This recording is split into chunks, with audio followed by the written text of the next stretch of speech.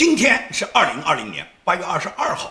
今天我们的节目呢，信息量比较多，那么主要是谈国际上面英国啊、美国啊对中共呢现在呢出台了哪些政策，有哪些政策呢现在跟中共目前的这个局势有关。那么我一般呢，我的节目呢主要都是谈中国和美国以及中共现在在全球遇到一个什么样的制裁和压力，那么美国和西方国家现在是怎么样越来越看清中共的真实面目，然后对中共呢实施一个战略性的打击。那么今天呢，我们节目同样是这样，首先是跟大家介绍呢，就是美国国会的议员啊正在推动一个法案，这个法案就是要求美国所有的官方文件里面不可以再用过去的这个总统的这个称呼，这个单词叫 president， 不可以用这个单词来称呼习近平，对习近平的称呼只可以用 head of CCP，也就是对习近平的这个称呼只能认定为是中国共产党的党魁，是共产党的最高领导人。中国现在是一个一党专政的国家，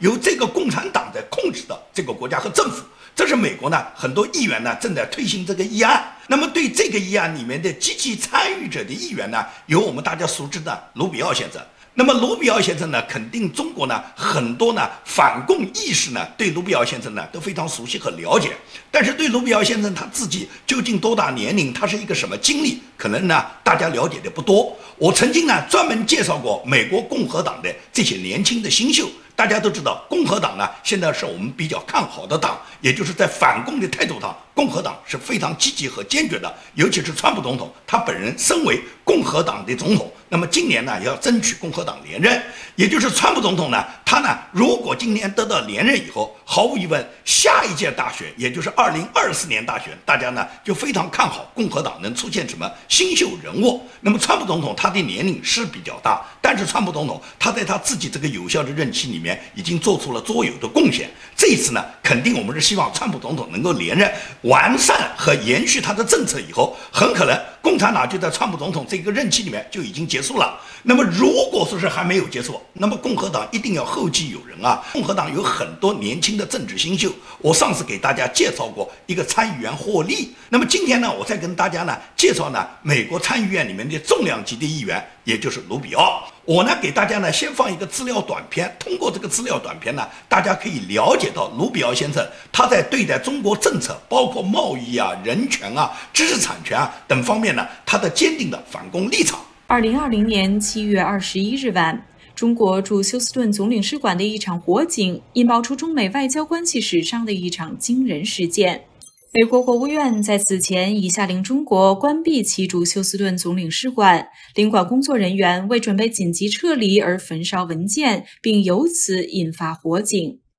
随后，联邦参议员卢比奥在第一时间发表推文，指责中国驻休斯顿总领事馆是一个庞大的间谍中心，早就该将其关闭。身为参议院情报委员会代理主席的马可·卢比奥是对华鹰派的领军人物，曾经不止一次被中国政府点名制裁。1971年5月出生的卢比奥参议员来自美国最南端的佛罗里达州，他的父母是来自古巴的贫穷移民。卢比奥大学毕业后进入法学院，1996年获得律师资格，2年后开始从政。在2010年当选联邦参议员之前，他是佛罗里达州议会的议长。2016年，他还参加过美国总统的竞选。受家庭背景的影响，卢比奥高度关注外交政策，主张对共产党及其他专制政权采取强硬的立场。They are stealing $600 billion a year of intellectual property. $600 billion a year is equivalent to what we spend on the U.S. military. They are stealing the equivalent of that every single year. 保护美国的知识产权不遭受中国盗窃行为的侵犯是卢比奥关注的重点之一。他与几位参议员在2020年7月28日推出保护美国防范间谍法，将允许美国国务院拒绝向对美国犯下间谍或知识产权盗窃行为的个人发放签证。卢比奥高度关注中国人权，他与不少中国的异议人士保持着良好的关系。他领导下的国会及行政当局中国委员会在各种场合为中国的人权呼吁。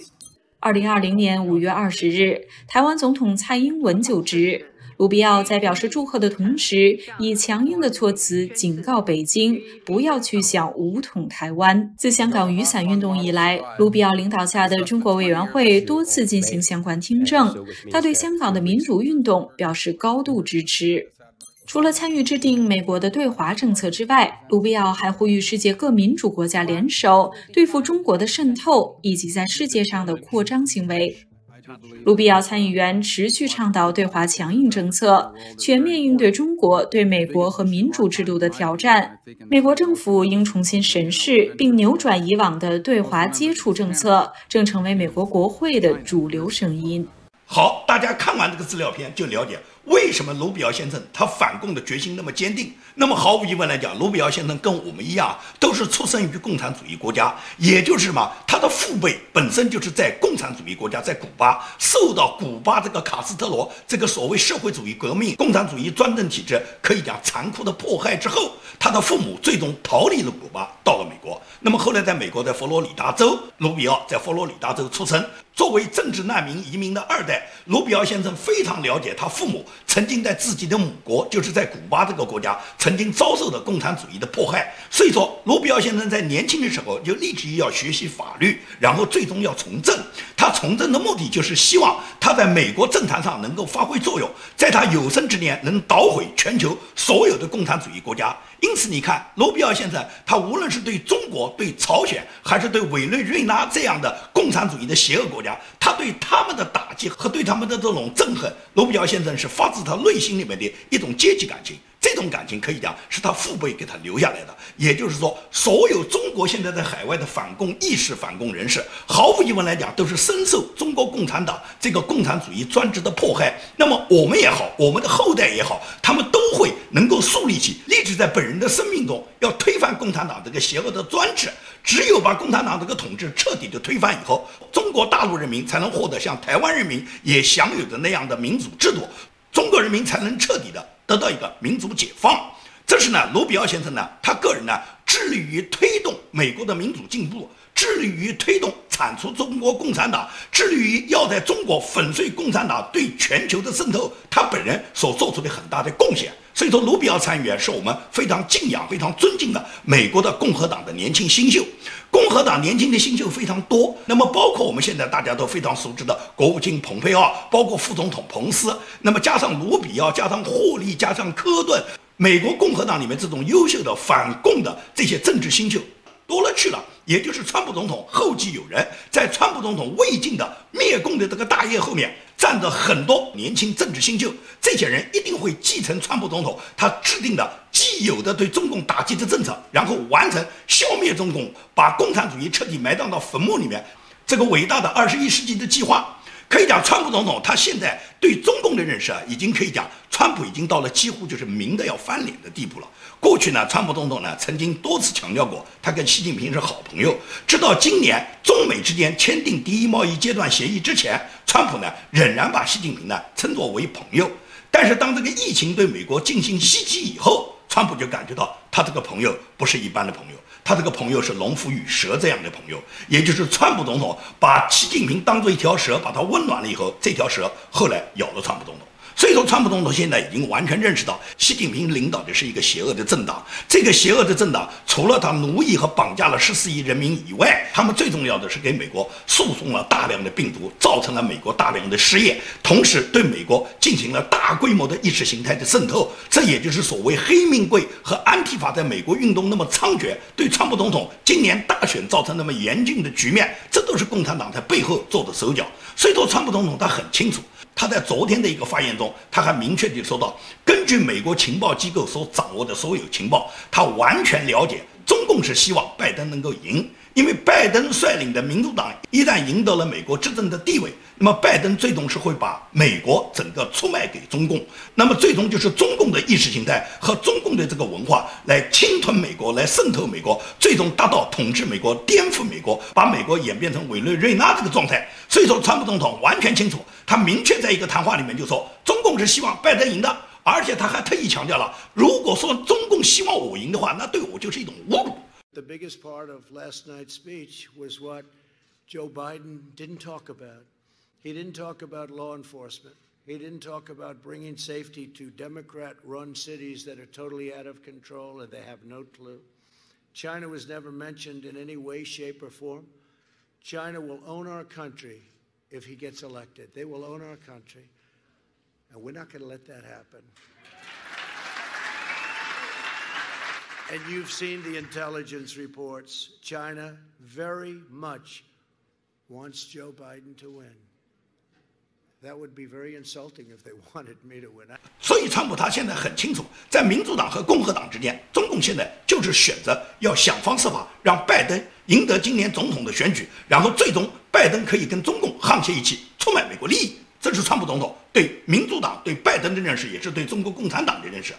因为中共呢，他在美国大选之前，他出台了很多政策，最典型的大家是看到他在6月30号通过的这个所谓香港的国安法。香港的国安法就是把香港的一国两制完全破坏掉了。那么在香港的一国两制完全破坏掉之后，签订香港中英联合香港声明的另外一方一直观察到中英香港声明被中共破坏的程度。在香港国安法通过之后，英国显然就知道中共没有任何回旋余地了，中共是完全不遵守中英香港声明。因此来讲，英国就果断地决定断绝跟华为5G 的合作。那么在华为5G 合作也断掉之后，加上今年中共输出的这个新冠病毒对英国造成的影响，香港国安法对英国曾经签订的中英香港声明的完全破坏，这一系列的英国和中国之间的争议，最终都导致什么？中英关系相当的冷淡，冷淡到什么地步？冷淡到现在，英国的高官已经明确表示，目前英国正在考虑抵制2022年的北京举办的冬奥会。英国本地知名的媒体叫快报，快报在8月20号公布了英国一个民调。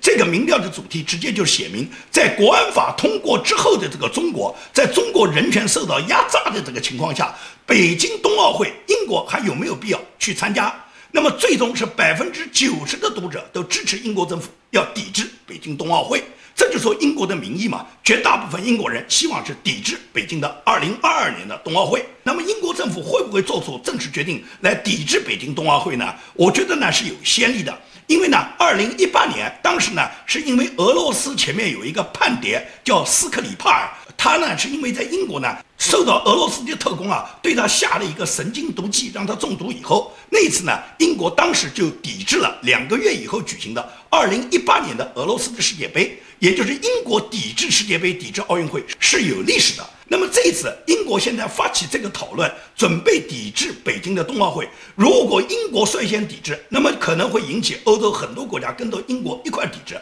那么美国和加拿大如果再参与抵制，也就是说5眼联盟的国家如果都抵制的话，那么北京冬奥会就没人来参加了。也就是中国自娱自乐，一个国家自己在自己国家里面玩吧，没有什么人会来参加他这个冬奥会。大家都知道，冬奥会大部分都是冰上项目、雪上项目，而这些冰上项目、雪上项目是欧洲，尤其是北欧玩的最好。那么北美当然也是美国、加拿大玩得好。如果北美不来了，欧洲不来了，那么你觉得中国带着东南亚的国家、带着亚洲国家怎么玩呢？大部分东南亚的国家一年四季也不可能有一滴雪啊，所以说到了这个时候，中国就只能自己在家里面玩，可以带着朝鲜玩，因为朝鲜还是有个白头山的，白头山那边还是有几滴雪的，所以跟朝鲜之间可以开一个中朝之间的冬奥会就行了，也就是冬奥会就你们2个国家参加，朝鲜跟你们玩，这差不多。英国抵制这个冬奥会，就是说上次英国曾经抵制过世界杯，他抵制世界杯是因为俄罗斯原来有一个叛谍，后来被俄罗斯的特工下了毒。俄罗斯普京一贯干这个事就在上个礼拜，俄罗斯反对普京的一个著名的反对派领袖叫纳瓦尔尼。纳瓦尔尼他在乘飞机去莫斯科的航班上面，就在这个航班上他突然昏迷。他只有44岁，他是一个律师，他是普京的坚决的反对派。那么他的助手后来就介绍，就是在上飞机之前，他的本人在过安检也好，在候机的时候，他的状态是非常正常的，所有都没有问题，唯独是在候机即将要登飞机之前，他喝过一杯红茶，而这杯红茶里面就出了问题，就是这杯红茶现在就被他的团队和助手怀疑被有人投了毒，因此他目前来讲还属于昏迷不醒的状态。他呢是普京的主要反对人士，也就是说，普京对任何反对派的人物，他一定是让你消失的。普京是克格勃出身，普京干这一行可以讲是得心应手，他的思维方式只会这样，就是你反对我反对我就让你消失。普京执政这么多年来，俄罗斯不知道消失了多少反对他的什么记者啦、政治人物啦、反对人物啦，或者是什么曾经有过想调查普京各种背景的那些反对普京的人士，这些人通通消失了。普京就是这个方法嘛，所以是专制国家、专制政府，他就会用什么杀害别人、残害别人，用最无耻、最恶毒的手段，然后把他的反对人物让他们消失。好，我们来看民主党的这个刚刚闭幕的代表大会。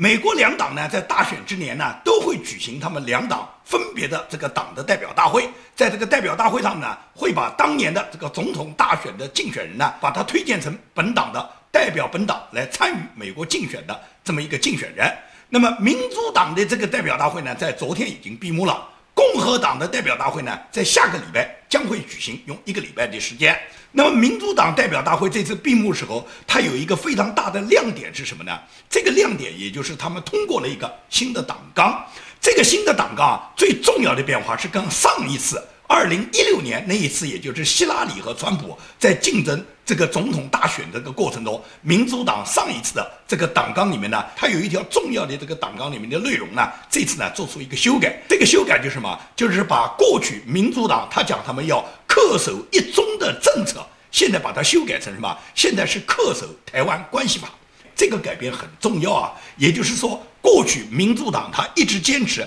迎合中共的这个说法，也就是恪守一中原则，只认定中共所领导的所谓中华人民共和国的政府是唯一的代表中国的合法政府。台湾它不过是一个地区，这个地区是不可以以国家的名义在国际社会上面跟国际社会任何国家打交道的，也就是不承认台湾的国际地位。这是过去民主党一直坚持的政策。但是这次把它改变了，也就是完全取消了所谓恪守一中政策，相反的是强调了要恪守台湾关系法。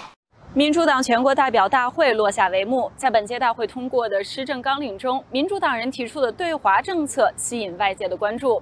在新施政纲领中，民主党强调对全球自由航行的承诺，并制约中国在南中国海的军事恫吓。在随后对台湾政策的表述上，新的施政纲领拿掉了曾经在2016年出现过的信守一个中国政策的表述。2020年的民主党施政纲领中写道，民主党信守对台湾关系法的承诺，也将持续支持台海两岸议题在符合台湾人民愿望与最佳利益的情况下和平解决。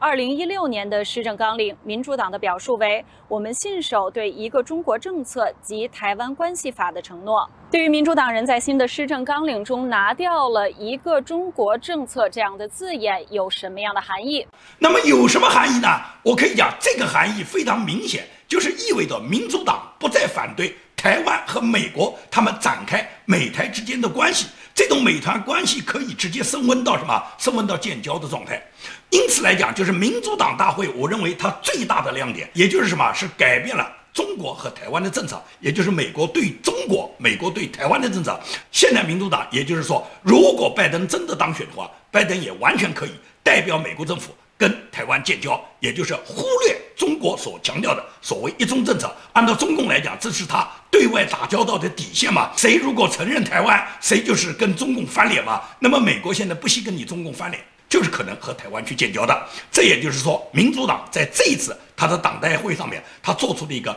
最典型的和上次有明显的变化的一个政策的修改。整个在民主党开大会期间，场内场外都是对川普众口一词的声讨。同时呢，共和党的小布什的国务卿、前参谋长联席会议主席鲍威尔将军和其他共和党建制派很多人都是到场赞扬拜登。而且小布什总统在他执政时期的政府的安全部门和外交人士加起来大概有100多人，他们一起呢发表公开信呢支持拜登，反对川普。所以说呢，这种现象是非常非常少见的。作为一个政党，也就是共和党的党魁，共和党里面的建制派的大佬，共和党里面这些政治人物，你如果不喜欢川普，你不支持川普，你可以在共和党里面选择其他新秀。你反过来去支持民主党，支持共和党的对立面，支持拜登的话，这完全就是违背了你自己党章，违背了你作为一个共和党党员的基本的党的立场了嘛。我不知道为什么美国会发生如此明显而且是公开的这种行为。会。那么可能是美国是民主社会太自由了，大家想怎么做就怎么做，每一个党派既可以支持本党，也可以支持人家党，那你们就干脆加入民主党就是了。你既然支持民主党，支持拜登，你就加入民主党就是了。你不喜欢共和党吗？那么共和党的现在的这个总统候选人你不喜欢，你可以推荐共和党其他人啊，为什么会支持民主党呢？我实在是不懂。而民主党有哪些人值得你们支持呢？不就是跟中共沆瀣一气吗？不就是跟中共直接勾兑了以后，然后可以获得你们家族的利益吗？包括奥巴马在他任期里面任命的2个驻华大使，前一个大使大家是比较熟悉的，叫骆家辉，后来奥巴马又任命了一个新的大使，替换了骆家辉，这个人的名字叫马克思·鲍卡斯。这个马克思·鲍卡斯更是一个完全亲中的人物，跟中共有着说不清的勾兑关系。他在最近居然接受了中共这个官方媒体，也就是人民日报的采访。他在接受人民日报采访之后，他说美国除了跟中国人合作之外，没有任何其他选项，也就是美国唯一的选项就是你必须跟中国合作。现在美国跟中国之所以遭受到很多困难，那都是川普的问题。当前中美面临的各种困难，都是要克服川普给美国带来的伤害。现在中美之间应该寻找最大的这个对话沟通渠道，努力找到彼此能够合作的选项，而且中美之间除了合作，没有其他道路可走。这就是奥巴马任内安排到中国担任中国大使的这个叫马克思·鲍卡斯的结论。也就是美国现在民主党的高官啊，他们无论是对中国了解的还是不了解的，他们至少是只要是赞成中国政策的这些人，基本上跟中共都有绝对的关系勾兑的。所以说川普总统他上台以来呢，他知道他在接任总统职位以后，打击中共呢，他是要有一个次序的。这个次序呢，就要先易后难。那么什么最容易呢？毫无疑问来讲，消除中美之间的贸易之间的逆差，中美之间达到贸易平衡，打贸易战显然是最容易的，因为打贸易战能给美国带来很大的利益嘛。所以川普总统最近在一个讲话里面也提到，就是说中美之间到了今年2020年，虽然美国遭受到中国极大的这个病毒引进的伤害，但是呢，美国仍然发展的最好。中国是他67年来发展的最差。我不知道川普他提到的67年为什么是指67年，是从1954年开始起，为什么是按照这个年代来算起？那么川普有他的计算方法了，他就认为中国是67年来遭遇到最差的一个状态。那么川普仍然认为，美国和中国打贸易战之后，从中国身上收取了大量的这个税收，这些关税给美国带来了很大的这个补偿，这是川普呢认为很有好处的。 But we also took historic action to stand up to China's trade cheating and plundering. You know that? We had the best year we ever had, and they've had the worst year they've had in 67 years. I wonder why. And I don't want them to have bad years, but there's been nobody that has ripped off the United States like China for so many years. How presidents before me allowed that to happen. We've taken in billions and billions of dollars from China. We've given it to our farmers. We've given it to a lot. 所以说，川普打贸易战呢，是他的一个手段。他不光认为跟中国贸易不平衡，跟日本贸易也不平衡，跟欧洲贸易也不平衡。所以，川普呢，跟欧洲呢，也一直呢，大家呢，在贸易问题上面呢，大家非常不愉快。但是呢，就在8月21号星期五，美国政府和欧盟呢，他们就达成了一个正式的协议，也就是美国谈判的首席代表莱特希泽和欧盟商贸的专员豪根，他们双双宣布达成了美欧之间减少关税的一个协议。这个协议啊，是美欧之间20多年来第一次达成美欧之间减少关税的一个协议。大家都知道，川普担任总统以来，美国和欧盟之间的商业贸易摩擦呢是不断的升级的。美国最近一次对欧洲产品加征关税，不仅有欧洲的钢铝产品，还有德国的汽车、法国的红酒和奶酪。而欧盟呢，向美国的水产品征收关税。2017年这么一年，美国为了向欧盟出口龙虾，就交纳了大概有1个多亿美元的关税。所以说，根据这次莱特希泽和欧盟代表豪根达成的这个协议，欧盟取消针对美国所有冷冻和生鲜龙虾的进口关税，美国对欧洲生产的水晶玻璃、打火机、部分速食产品也减少关税，而且这种减少关税可以倒过来，也就是可以采取退税的方法。那么莱特希泽和豪根这次都表示，这只是美欧之间他们经贸关系改善的第一步，对双方呢都有利，而且其他协议呢会逐步的跟进。这就是说，川普总统他用打贸易战的方式呢，首先是和对方呢找到彼此之间的贸易平衡，而中共呢现在不仅仅是贸易平衡的问题，是因为中共这个邪恶的政党呢，他对美国的伤害呢，他绝不仅仅是贸易上跟美国让美国获得了一个川普不堪忍受的贸易逆差，最重要是什么？中共用意识形态渗透美国，中共要演变美国，这是美国现在所有鹰派人物完全不能容忍的。因此可以讲，在香港国安法通过以后，川普总统也就是毫不犹豫取消了香港所有的优惠待遇。那么当香港的优惠条件、优惠待遇都不在的情况下，香港的股市也好，香港的金融中心也好，可以讲它完全就不能够发挥过去这个世界第3大金融中心的作用了吧？那么香港大量的人才在香港混不下去就得走嘛。现在全世界都在抢香港人才啊！澳大利亚联邦的代理移民部长叫塔奇，他昨天就宣布，所有香港护照持有人，他们在澳洲的这个签证从8月21号起就开始正式生效了。这个意味着什么呢？就是说现在在澳大利亚已经有1万多个香港人，那么陆陆续续还会有很多香港人进入澳大利亚。他们到澳大利亚以后，他们凭他们香港的护照就可以在澳大利亚获得他们居留5年的这个签证。那么5年之后，他们这个签证就可以转为永久居留。因此来讲，就是澳大利亚他决心要把香港的这部分人才把他抢到澳大利亚去。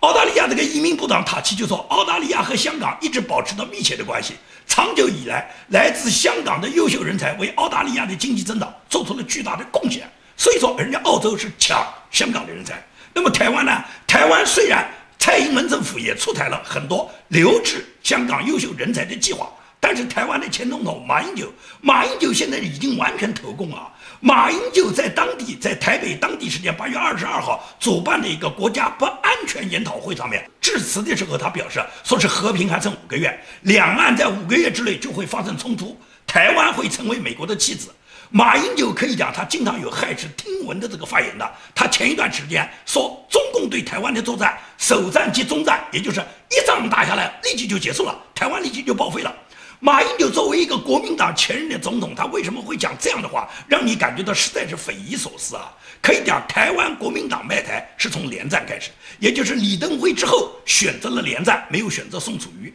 选择连战以后，连战这个人因为没有当选台湾总统，连战这个人就出卖整个国民党的利益，向共产党投共了。连战把国民党整个党派的利益完全卖给了共产党之后，然后呢，国民党的高层人物绝大部分人都开始跟共产党沆瀣一气了。到了马英九，虽然马英九执政担任了中华民国总统，但是马英九执政的8年基本上都是以卖台跟共产党勾兑为主啊。所以说马英九执政的8年，整个国民党的高层基本上完全就是投共的这个阶段。所以马英九作为一个前总统能讲出这样的话，首战即是中战，而且认为大陆和台湾之间的这个战斗只有5个月就要打响了，他完全是帮助中共来恐吓台湾人民啊。作为一个前总统，你怎么能这样去做呢？所以说台湾总统发言人叫黄宗彦，他针对马英九的这番谈话，他直接就回应，整个台海地区、太平洋地区最不稳定的因素是中共导致的。现在马英九把台湾人民追求自由民主当作是对大陆的一个侵害，导致大陆不安全的因素，然后大陆以台湾实现自由民主对大陆造成了威胁为借口，然后要攻打台湾，有这样的道理吗？台湾难道实现自由民主有什么不应该的吗？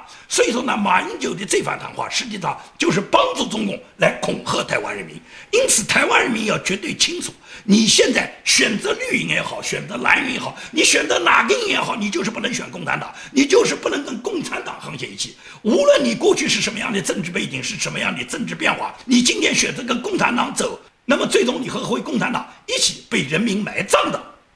今天的节目就跟大家做到这里，谢谢大家。